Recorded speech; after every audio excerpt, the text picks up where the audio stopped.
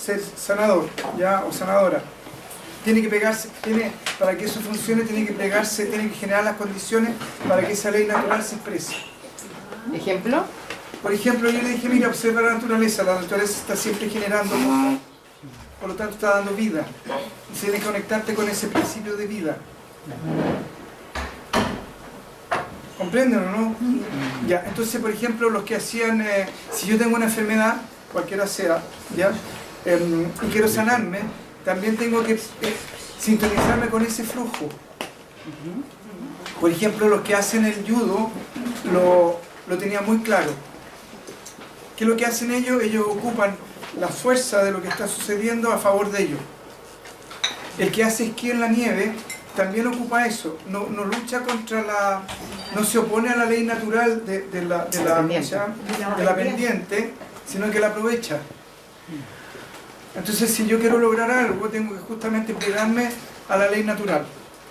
Entonces, por ejemplo, si yo me quiero sanar de algo, tengo que primero entender y sintonizarme con el principio de que la existencia siempre está confabulando a favor de nosotros. Ya los árboles dan fruta, los ríos alimentan a los pajaritos, alimentan a los pescados, alimentan las plantas, etcétera, etcétera, etcétera. ¿Estamos? Entonces, tengo que permitir que ese flujo de vida pase a través mío. De la misma manera que el que esquía aprovecha la pendiente, de la misma manera que si yo quiero bajar un rápido en bote, aprovecho justamente la corriente del río, de la misma manera yo también tengo que entrar en ese flujo. Entonces, en vez de oponerme, al contrario, fluir con el flujo para yo ser parte de ese flujo que es parte mío, que es parte de mi realidad, porque es parte de lo que me sostiene. Entonces, entender que lo que hablábamos delante con la Maca,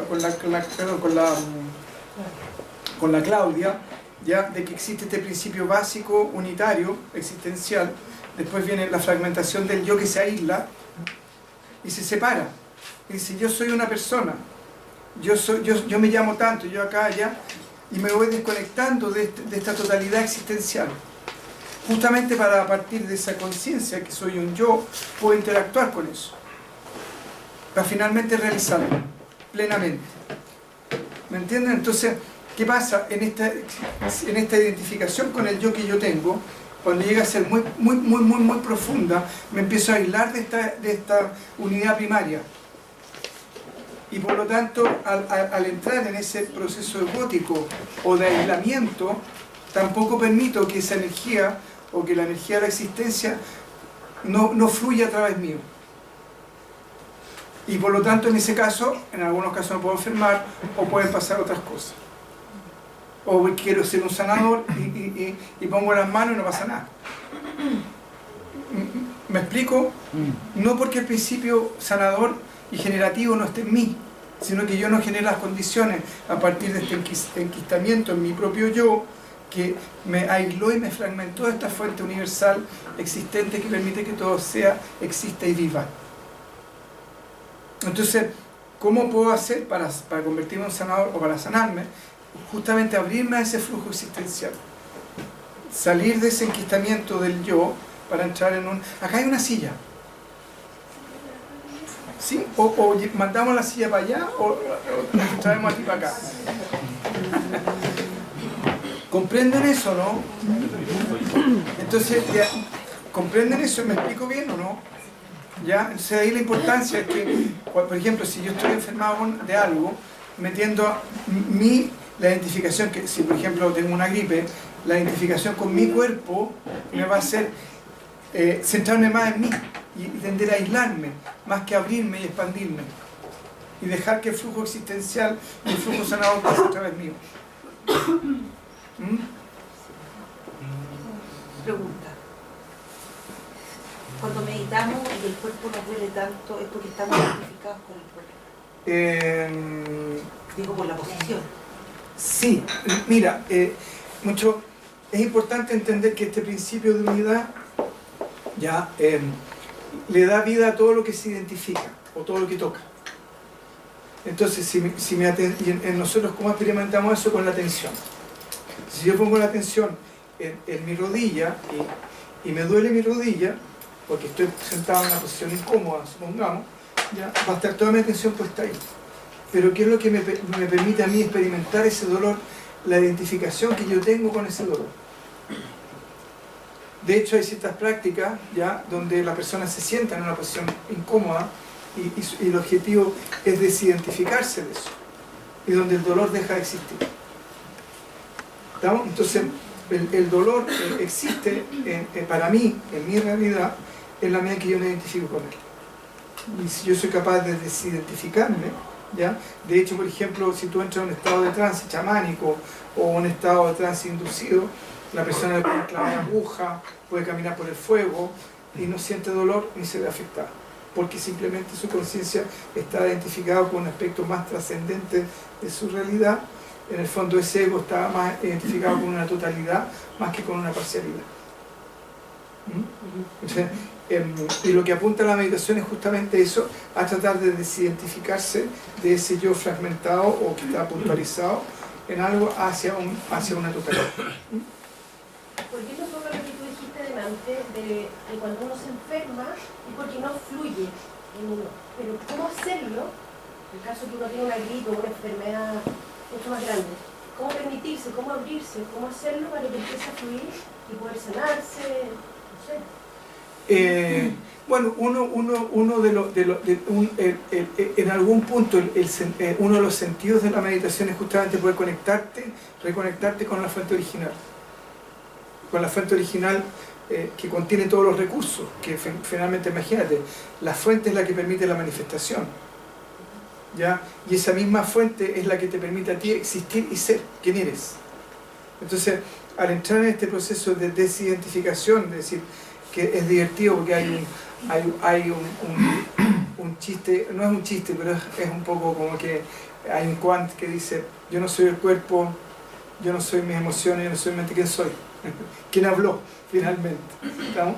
¿Ya? Entonces es un poco como eso, en el fondo, en la medida que tú más te vas identificando con la fuente, con tu propia, la fuente original, que es una para todo, en la medida que te empiezas a identificar más con ella, en forma natural se empiezan a generar las condiciones para que eso pueda expresarse. ¿Estamos? Entonces hay dos tipos de dolor. Está el dolor de la incomodidad porque estás en una posición incómoda, y en algunos casos estás meditando, y está el dolor porque justamente estás liberando esa energía, entre comillas, que está enquistada, que está atrapada en ti, en tu cuerpo, y empieza a liberarse, y claro, empieza a doler en algunos casos. Benson, no sé si me expliqué bien en el sentido que en la medida que te vas conectando más con la fuente que genera todos los recursos, o aquello, más fácil es poder sanarte. ¿Estamos? Por ejemplo, yo tuve una pancreatitis y me dijeron que tenía que estar 3 meses en el hospital como mínimo, ¿no es cierto? 6 meses en el hospital, como mínimo. Y a los 15 días estaba en mi casa, ¿no? Como al mes, no menos, 30 días, 15 días. 15 días después que salió del coma. 15 días después que salí del coma, estaba en mi casa. Entonces dice: chuta, ¿cómo si estuve 20 días con respiración asistida, con una neumonía que tenía todos los pulmones llenos? El doctor me miraba y decía: no entiendo, no entiendo. Ya cuando estaba en la India y me dijo el doctor: ¿sabe qué? Está sangrando por el dengue, así que tiene 2 posibilidades: o le conseguimos sangre o despídase, y consiguiendo sangre no hay ninguna posibilidad. Ya, y resulta que a los 4 días ya estaba fuera del hospital, o sea, la semana. Entonces ustedes dicen: bueno, ¿cómo? ¿Ya? ¿Cómo es posible? Por lo mismo, en el fondo, el conectarse justamente con la fuente, ¿ya? Y no tener la creencia, sino que el conectarse con la fuente y desde ahí ya generar los recursos hace posible que eso suceda. ¿Estamos? ¿Y también puede ser conectarse con una creencia de que eso no te va a matar? No, porque la creencia es una idea mental. La fuente o la fuente que genera todos los recursos es una ley natural. El ser es una ley natural. ¿Me entiendes? Entonces, que por ejemplo todos los programas de abundancia y prosperidad tienen que ver con que te conectes como con la ley natural de la prosperidad del universo. A lo que apunta esto es que en algún momento lleguemos a trabajar con la prosperidad, pero desde este punto de vista. no desde el punto de vista de las creencias, sino de acuerdo al punto de vista de la ley natural. Ahora, para entender el mecanismo, tú nos estás entregando esta información, que nos llega como información de una ley natural, pero llega a ser una creencia para nosotros que solamente podemos validar a través de nuestra propia experiencia. Exactamente. ¿Ya? Entonces, el punto es que cuando te conectas con la fuente, ya ahí ya dejó de ser una creencia, una experiencia, y que por las consecuencias te das cuenta cuando era una fantasía y cuando era una realidad. Sí, pues la vida son igual que todas las creencias, digamos, de alguna forma, según tu nivel de conciencia. Claro. Porque cualquier persona que tenga una creencia, él está convencido de su creencia, o sea, de alguna forma para él lo ha validado. Sí. A eso voy. Sí. Cualquier momento, en el fondo, nosotros, lo que pasa es que nosotros podemos, tenemos lo que son las leyes naturales que funcionan independientes de nosotros, ¿ya? Y cómo nosotros nos relacionamos con esas leyes naturales y cómo las interpretamos. Y cómo nos relacionamos con el mundo a partir de las creencias. En ambos casos, ambos generan consecuencias, ¿ya? Y en ambos casos pueden generar consecuencias positivas como consecuencias negativas. ¿En qué sentido? Yo puedo usar la ley natural para quemar un bosque, porque cacho donde está el viento, ¿ya? Y aprovecho y hago un medio incendio. Y puedo ocupar esa misma ley natural para contrarrestar el incendio. ¿Estamos? Entonces, lo interesante es eso, que ambas, tanto las leyes naturales como las creencias, yo las puedo jugar a favor o en contra mía. ¿Estamos? Ahora, ¿cuál es la diferencia entre una creencia y una ley natural? Que la ley natural, al yo entrar en un flujo que está apoyado por la existencia, ¿ya? El efecto que tiene es distinto que si simplemente es una creencia. ¿Entiendes? Entonces, por ejemplo, si yo veo el secreto, el famoso secreto, ya queda, ya el secreto. Y si yo me manejo con el secreto a partir de creencia, lo más probable es que no funcione. Pero si yo aplico esos conceptos de acuerdo a la ley natural, lo más probable es que funcione. Pero empieza a partir de una creencia. Una creencia que eventualmente podría llegar a funcionar y conectarse con la ley natural después. Lo que pasa es que te vuelvo a decir, la diferencia entre una creencia y una ley natural es que la ley natural funciona independiente de tu creencia. Y la creencia no funciona independiente de ti o del grupo humano que la compone. Entonces, por ejemplo, yo puedo tener la creencia de que si pongo un símbolo en la puerta de mi casa, me va a traer prosperidad.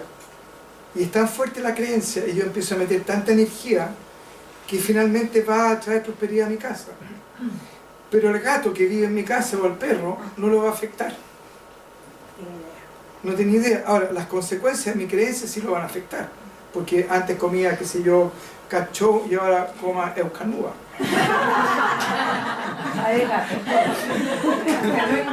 Pero para el gato es transparente. Y no lo afectó directamente. A diferencia que si yo pongo una cortina de aire para mantener la temperatura en mi casa y cada vez que pasa el gato se le ponen todos los pelos así. Porque hay una cosa física, una ley que lo está afectando directamente. ¿Me entiendes? Entonces yo puedo generar un campo energético creado por mi mente, ¿me entiendes? Avalado por mi creencia, donde me convierto en una suerte como de imán de prosperidad porque puse ese símbolo y le ponía flor y ya va, ¿me entiendes? ¿Ya? Y me afectó a mí. Pero la consecuencia afectó al gato, pero no lo afectó directamente como si yo pongo una cortina de aire, que el gato antes le pone todos los pelos así, y pasa, y después lo encontró súper entretenido, se renteó todo el gato, todo el día el gato así, ¿qué está pasando? ¿Estamos, no? Ahora, como son tan similares, tendemos a pensar de que una creencia es una ley natural, porque ambas nos entregan información en el mundo, ambas nos sirven para funcionar. Ahora, ¿qué es lo que pretendió el conocimiento científico? Justamente desarticular las creencias. ¿Estamos? Entonces, ¿qué es lo que dice? Mira, está bien, necesitamos información, pero veamos si esto está validado por un grupo humano o está avalado por algo que trasciende estrictamente nuestras creencias.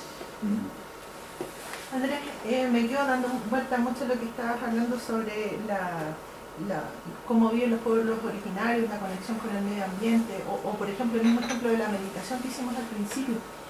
¿Por qué uno siente esa sensación de conexión y de amor tan grande cuando uno está, por ejemplo, en un bosque, en un espacio donde hay más naturaleza que necesariamente personas? Porque hay menos ego jodiendo la pita. ¿Por qué esa sensación? Por eso, porque como te digo, la naturaleza, los animalitos, la naturaleza, sobre todo los animales que no están conectados con el hombre, participan en forma natural de ese estado de unidad.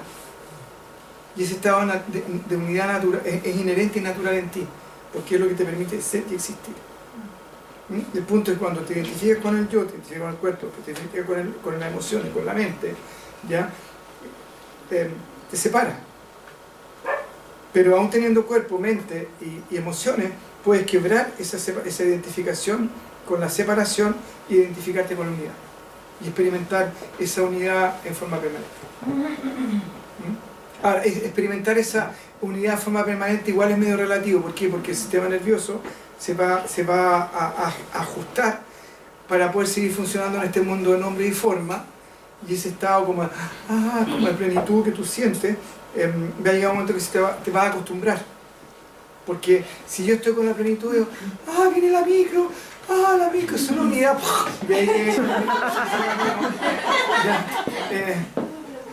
Ahí quedé, ¿me entiendes?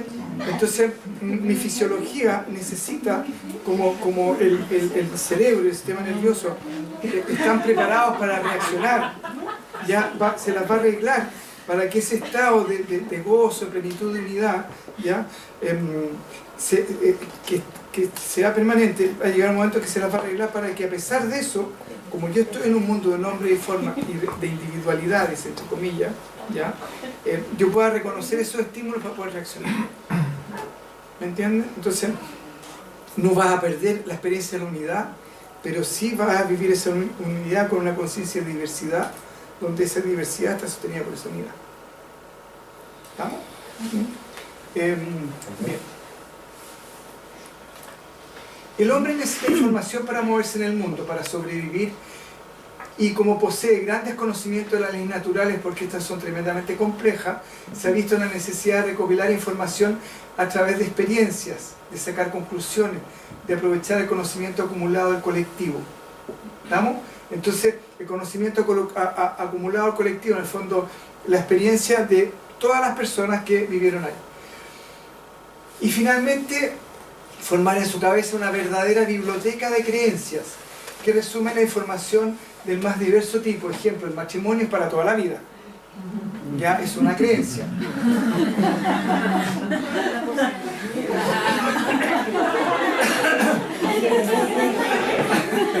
Ahora, una creencia que nosotros podemos sostener o no sostener. Acuérdense que las creencias las sostenemos nosotros, que nosotros somos los responsables de mantenerla o no mantenerla en el tiempo. De tal palo a tal astilla. ¿Ya? Tomar remedio es malo. Los hombres son todos iguales.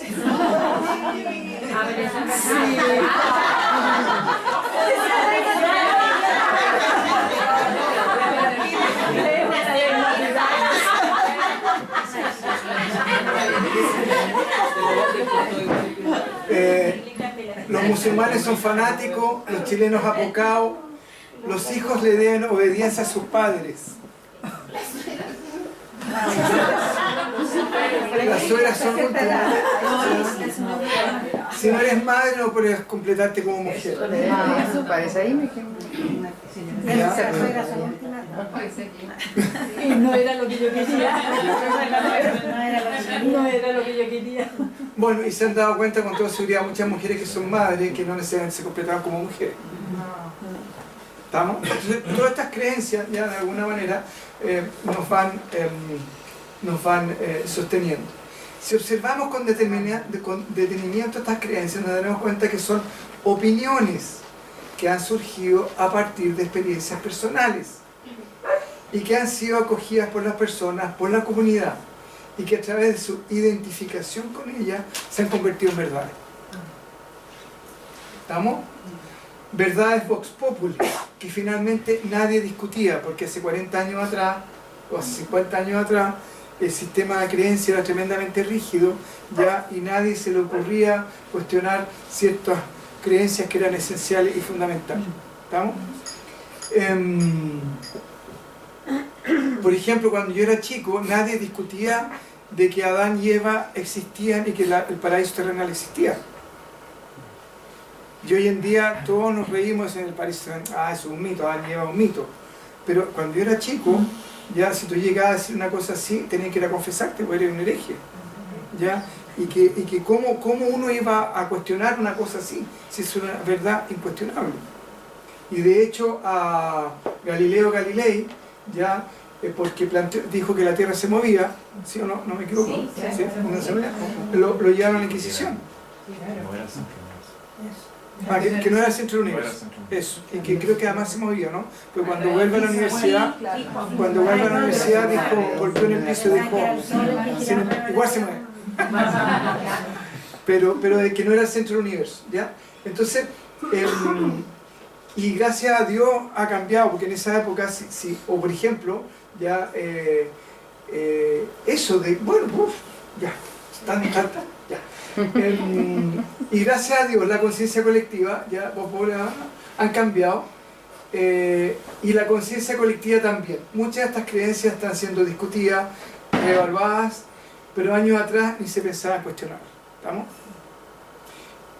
Yo me acuerdo cuando yo era chico, el ideal era que todas las mujeres fueran vírgenes para poder casarse. Y hoy en día, pretender que hay que casarse con una mujer virgen, a lo menos ingenuo.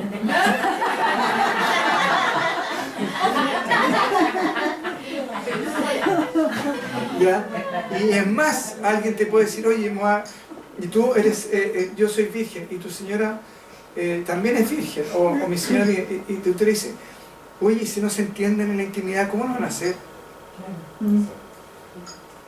¿Ya? Y antes, si alguien se llegaba a casar, mucho era imposible pensar en casarse si la mujer no era virgen. Porque era una suerte. Porque era una suelta, era la liviana casco. Pero el hombre es un buen partido. Y el hombre era un buen partido, claro. Claro. Tiene plata aquí.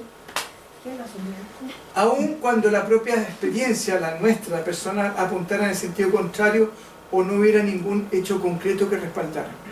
De hecho, no había ningún hecho concreto que respaldara que que el paraíso terrenal existía. Ni había ningún hecho concreto que respaldara que lo mejor y lo ideal es que las mujeres llegaran vírgenes al matrimonio. Al contrario, se demostró todo lo contrario. ¿Estamos, no?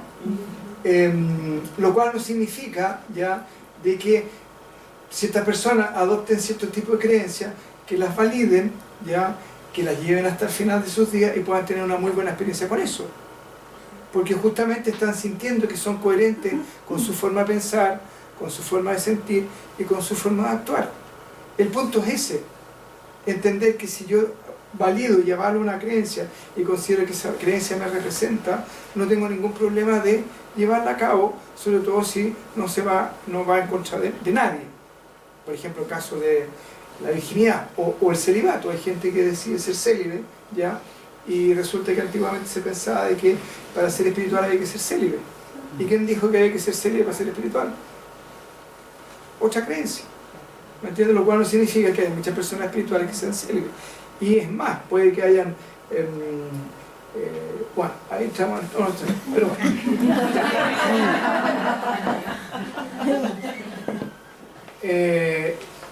Démosle para adelante. Las creencias, como he dicho, no enuncian verdades, solo representan opiniones más o menos valederas del pasado o del presente reciente que emitieron aquellos que las vivieron. Por lo tanto, la información que registran puede ser útil o muy útil como antecedente que corresponde al pasado de aquel que la generó y del pasado de aquello a lo cual se refiere, usando los ejemplos antes mencionados. ¿Comprenden o no? Entonces resulta de que si yo estoy en una sociedad tremendamente machista, quizás me es útil llegar virgen al matrimonio. Quizás si yo quiero ocupar mi energía en meditar muy profundamente, me sea útil ser célibe. ¿Ya? Quizás si si mi vecino es narcotraficante, ¿ya? Y veo a su hijo con pistola, me es útil decir de tal palo hasta la astilla. ¿Comprenden o no?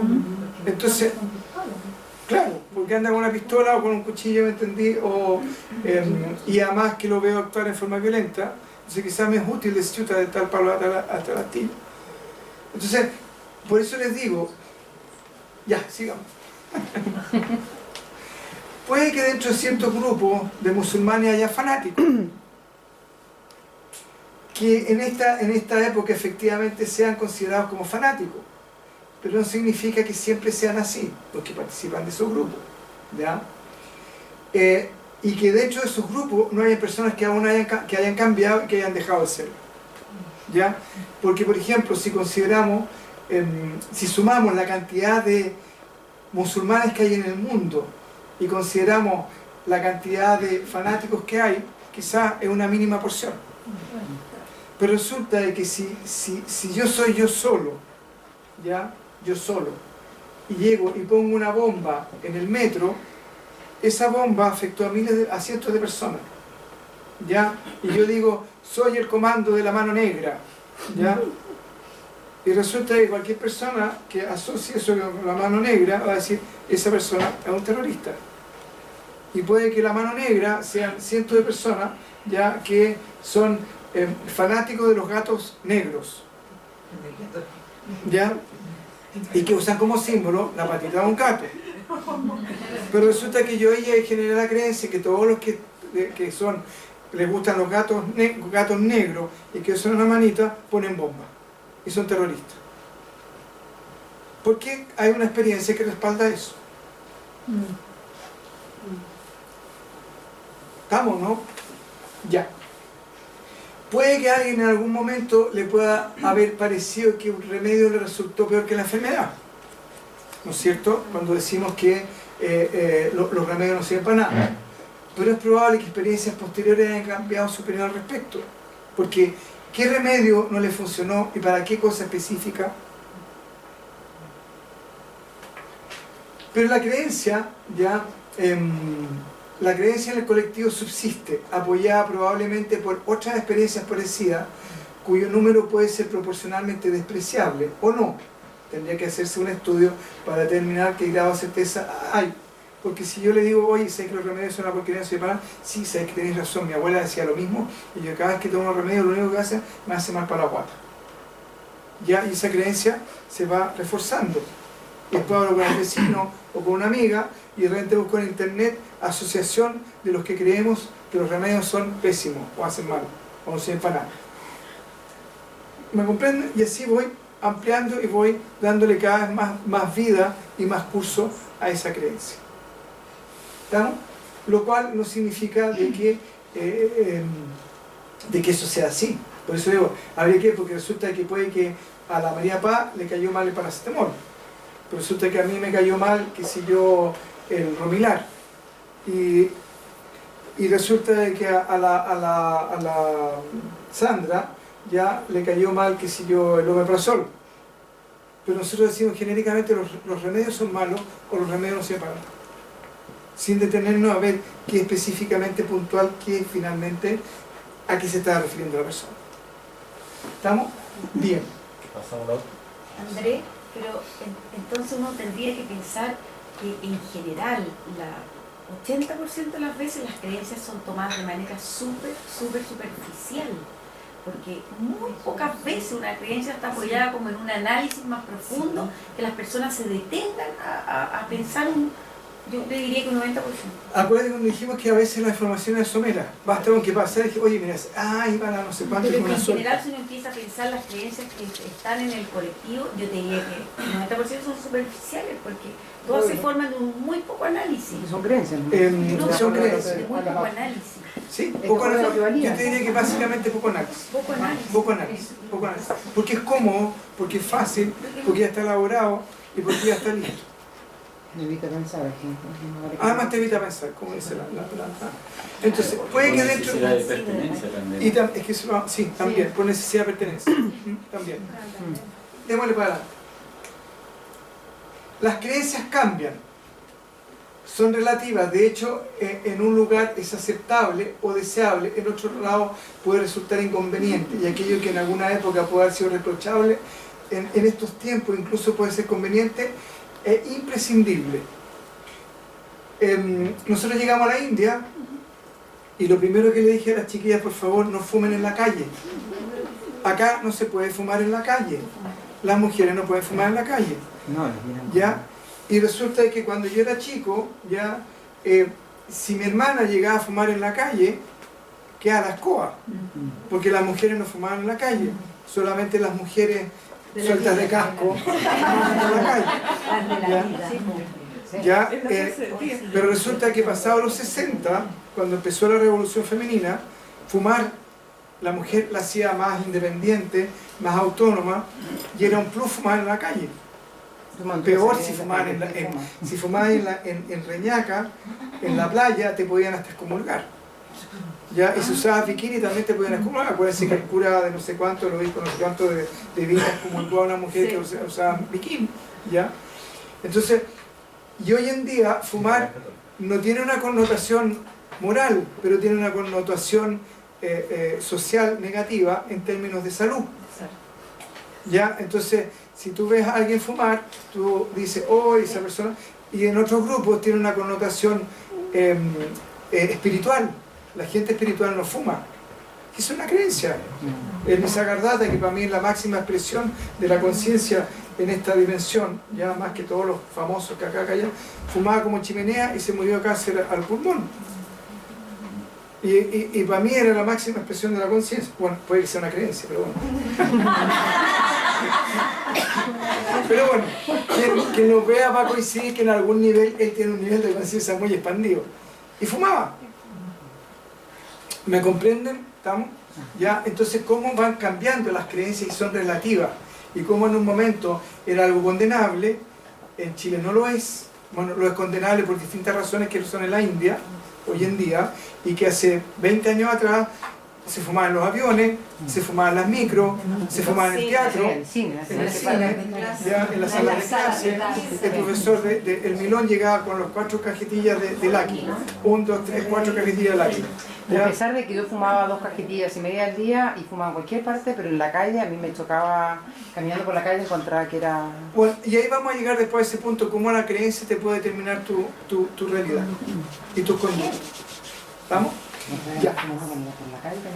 Las creencias no solo son relativas al lugar, al tiempo histórico, sino que también a la edad personal. El viejito. Por ejemplo, exactamente, el viejito vascuero. Y también como socialmente se acepta que una lola use minifalda, pero no una anciana. ¿Y por qué no podría una señora de 90 y tantos años andar con una super mini? ¿Sí o no? ¿Se dan cuenta o no?